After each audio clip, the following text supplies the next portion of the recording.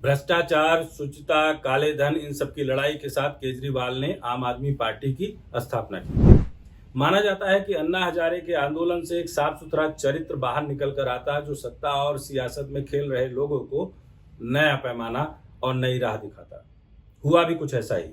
दिल्ली की जनता ने दिल खोल करके बिना सोचे समझे या केजरीवाल की बातों पर भरोसा करके उनको जिताया।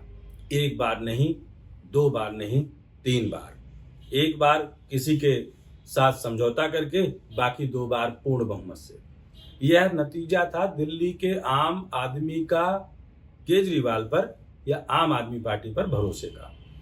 आम आदमी पार्टी धीरे धीरे आगे बढ़ती गई और उसने पंजाब में भी अपनी सत्ता ले ली और इस तरीके से 2 राज्यों में आम आदमी पार्टी की सरकारें आई। दिल्ली में आधी, क्योंकि आधा पावर है उनके पास, गृह मंत्रालय केंद्र के पास है, बाकी चीजों में उनका उपराज्यपाल से लड़ाई का दौर जारी रहता है। लगातार उपराज्यपाल से लड़ते हुए केजरीवाल को शायद प्रचार के अलावा कुछ और करने की जरूरत रही होगी। बिजली, पानी पर और स्वास्थ्य, स्कूल के नाम पर उनकी अपनी राजनीति से दिल्ली की जनता नफा उठा रही है, इसमें भी कोई शक या गुरेज नहीं। लेकिन जब सत्येंद्र जैन के बाद मनीष सिसोदिया शराब नीति पर लपेटे गए और बाद में जेल गए, उससे पहले तक शायद किसी ने सोचा होगा कि केजरीवाल का एक ऐसा चेहरा भी हो सकता है जहां मनी लॉन्ड्रिंग का खेल हुआ होगा। खेल हर राजनीतिक पार्टियां खेलती हैं, कोई इलेक्टोरल बॉन्ड के नाम पर, कोई चंदे के नाम पर, लेकिन यह खेल शराब नीति का किसके लिए बनाया गया? अब शायद कोर्ट में इस बात की गुंजाइश बन रही है कि यह सब खुलकर बाहर आए, क्योंकि मनीष सिसोदिया के जेल जाने के बाद अगला नंबर संजय सिंह। ईडी की चार्जशीट झूठ का पहाड़ है, झूठ का पहाड़ है। ईडी की चार्जशीट चलो झूठ का पहाड़ है। मोदी सरकार के खिलाफ बोलने की ये सजा है, इसके अलावा कुछ नहीं। अगला नंबर संजय सिंह का आया। संजय सिंह जो राज्यसभा में तेजी से चिल्ला चिल्ला कर बोल रहे थे और अब उनकी जगह राघव चड्ढा ने ले ली है। अगला नंबर हो सकता है राघव चड्ढा का हो। जैसा राजनीति के जानकार कहते आए हैं कि भारतीय जनता पार्टी उन सबको कटघरे में ला रही है जो ज्यादा खुलकर बोलते हैं, लेकिन ऐसा है नहीं। अगर ऐसा होता तो शायद अदालतें भी इस पर नजर रखती, क्योंकि हमारे देश के न्याय व्यवस्था में यह बात तो है कि अगर सरकार कहीं बहुत ज्यादा गलत कर रही है, राजनीति से प्रेरित होकर कर रही है, तो अदालतें उसको आंख दिखाने से चूकती नहीं है, बोलने से चूकती नहीं है। लेकिन मनीष सिसोदिया का बार बार जमानत कैंसिल होना, जमानत की अर्जी को रद्द किया जाना, इस बात का साफ इशारा था कि कुछ तो हुआ है। फिर आया कि मनीष सिसोदिया के साथ आम आदमी पार्टी को ही पार्टी क्यों ना बनाया जाए। तब तक खेल बिल्कुल सही चल रहा था, लेकिन जब गिरफ्त में संजय सिंह आए तो यह बोला गया कि संजय सिंह के बोलने का उनको खामियाजा भुगतना पड़ रहा है। लेकिन अभी उनकी जमानत की अर्जी पर जिस तरीके से राउज एवेन्यू कोर्ट में उनकी सुनवाई पर यह बात बोली गई कि मनी लॉन्ड्रिंग का मामला तो बन रहा है और उसमें संजय सिंह का सीधा हाथ भी है।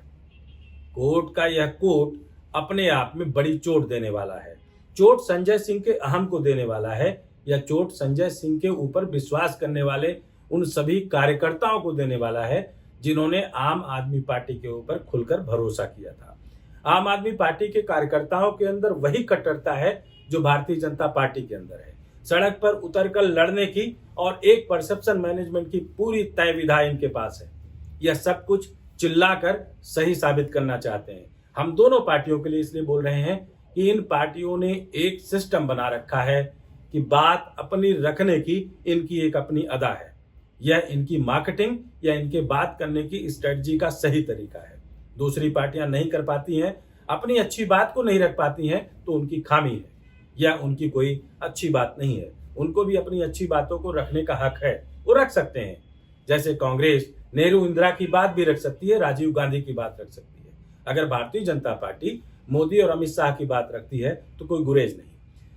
आम आदमी पार्टी के कार्यकर्ता अगर केजरीवाल, संजय सिंह, मनीष सिसोदिया सबको बड़ा अच्छा और नेक मानते हैं तो इसमें भी कोई गुरेज नहीं, उनको रखना चाहिए। लेकिन कोर्ट मानती है कि संजय सिंह दोषी है। संजय सिंह के ऊपर कोई ना कोई आरोप जो लगाए गए हैं वो सही हैं और इसी बिहाफ पर उनका जमानत कैंसिल कर दिया गया, उनकी जमानत की अर्जी को रद्द कर दिया गया।